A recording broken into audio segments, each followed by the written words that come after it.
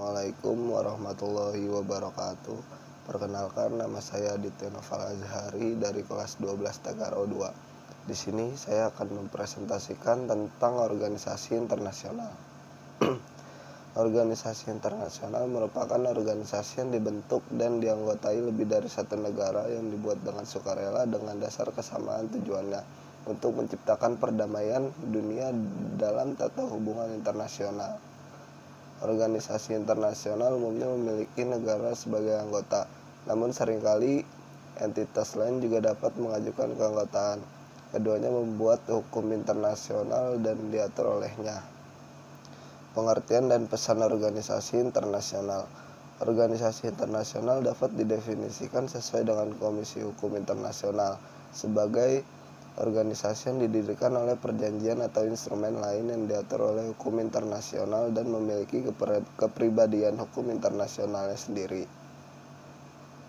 Menurut Queensryche, organisasi internasional adalah seni menciptakan dan mengatur organisasi umum dan regional yang terdiri dari negara-negara merdeka untuk memfasilitasi kerjasama dalam maksud dan tujuan yang sama.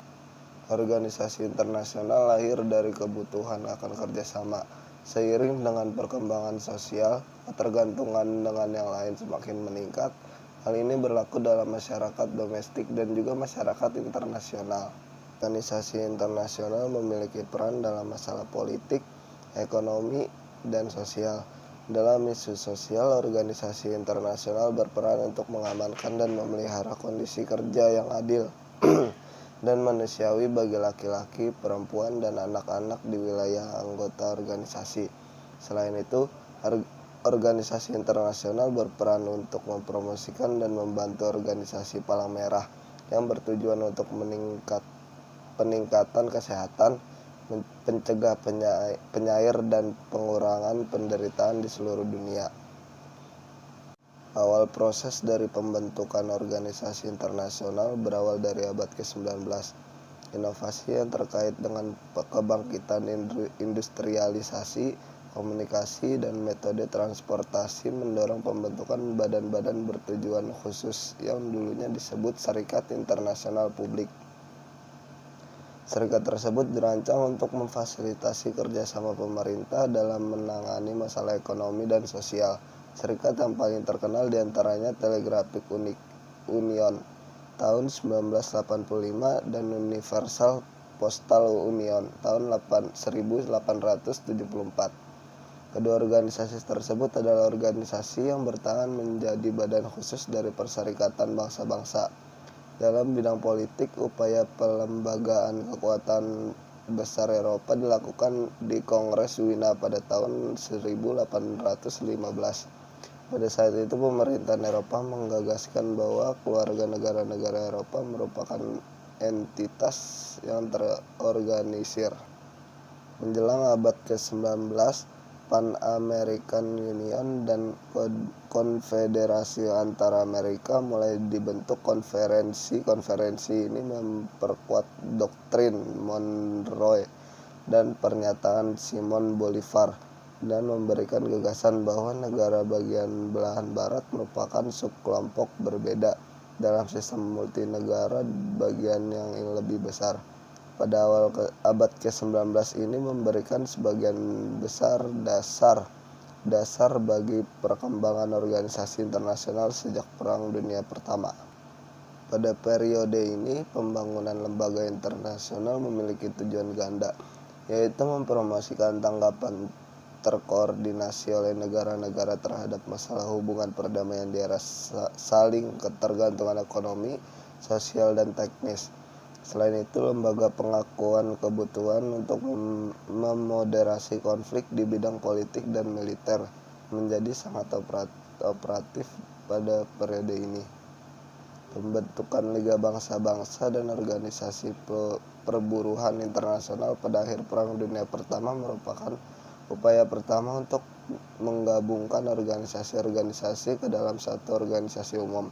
Liga Bangsa-Bangsa adalah organisasi internasional umum yang pertama. Setelah Perang Dunia Kedua, Liga Bangsa-Bangsa digantikan oleh Perserikatan Bangsa-Bangsa. Perserikatan Bangsa-Bangsa menjadi organisasi umum yang memperoleh warisan dan pelajaran dari pengalaman baik maupun buruk yang dialami oleh Liga Bangsa-Bangsa. Perserikatan Bangsa-Bangsa menjadi komponen sentral dari sistem yang bervariasi dan terdesentralisasi dari lembaga internasional. Rancangan organisasi yang dirumuskan dalam Piagam Perserikatan Bangsa-Bangsa menyerukan koordinasi badan-badan khusus oleh lembaga pusat, terutama Badan Dewan Ekonomi dan Sosial, serta pemanfaatan dan pengendalian badan-badan regional yang sebagian besar melalui keamanan dewan. Oleh karena itu, istilah sistem perserikatan bangsa-bangsa dapat digunakan dengan tepat untuk merujuk pada perserikatan bangsa-bangsa dan badan-badan khusus.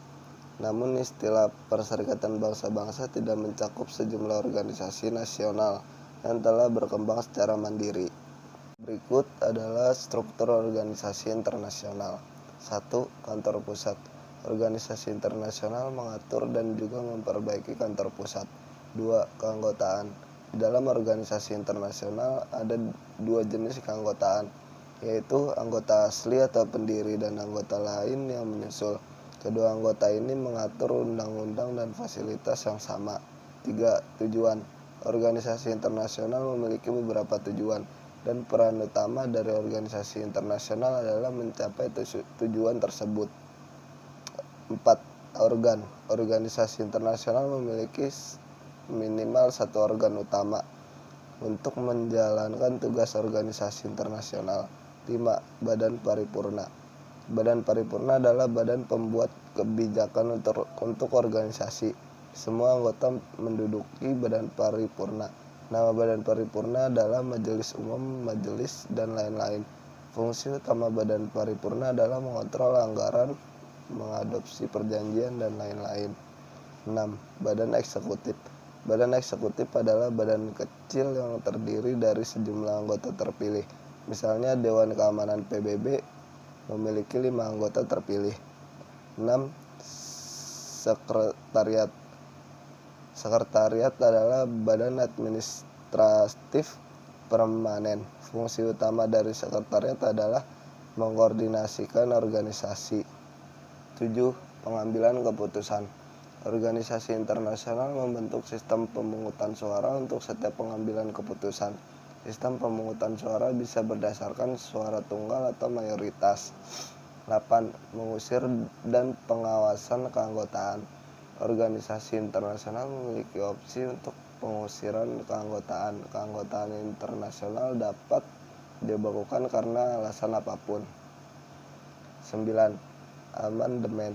Perjanjian organisasi internasional dapat diubah dengan aturan dan regulasinya.